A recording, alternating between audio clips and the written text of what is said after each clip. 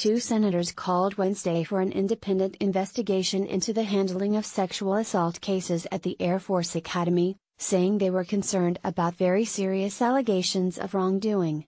In a letter to the Office of Special Counsel, the two senators, Kirsten E. Gillibrand, Democrat of New York, and John Thune, Republican of South Dakota, asked the watchdog agency to investigate claims that Academy officials retaliated against an Air Force investigator and the cadet informant who helped him investigate drug use and sexual assault among football players. The senators sent the same request to the Defense Department Inspector General's office, asking it to investigate. The investigator, Sergeant Brandon Enos, said in a letter sent this month to members of Congress that after a spate of successful prosecutions of football players for sexual assault and drug use in 2013, superiors shut down his investigation.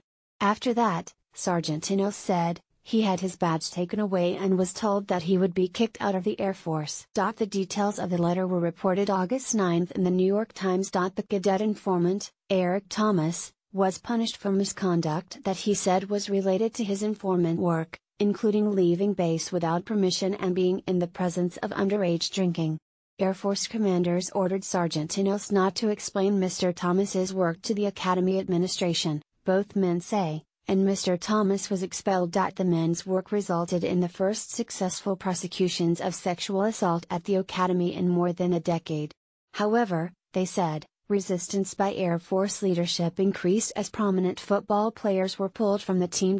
In his letter to Congress, Sergeant Enos said top players seemed very well protected, and USAFA leadership did not want to remove them. Academy leaders have disputed the claim. The Air Force Inspector General conducted an inquiry into some of the allegations this spring, but the final report omitted crucial facts, a lawyer representing Sergeant Enos said. Mr. Thomas said he asked repeatedly to explain the omitted facts to Academy Superintendent, Lieutenant General Michelle D. Johnson, but received no response. In their letter, the senators called for a new inquiry, free and clear of the conflicts of interest the Air Force may have in investigating itself. The military has shown an inability to police themselves over a 20-year period of proclaimed zero tolerance for sexual assaults, Ms. Gillibrand said in a statement. The military brass is failing at their mission, and Congress must demand accountability.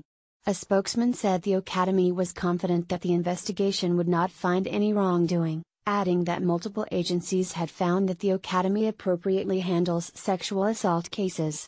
Mr. Thomas, who has tried unsuccessfully to appeal his expulsion, said he was encouraged by the move. We never got to explain what really happened, he said Wednesday. That's all I've ever wanted.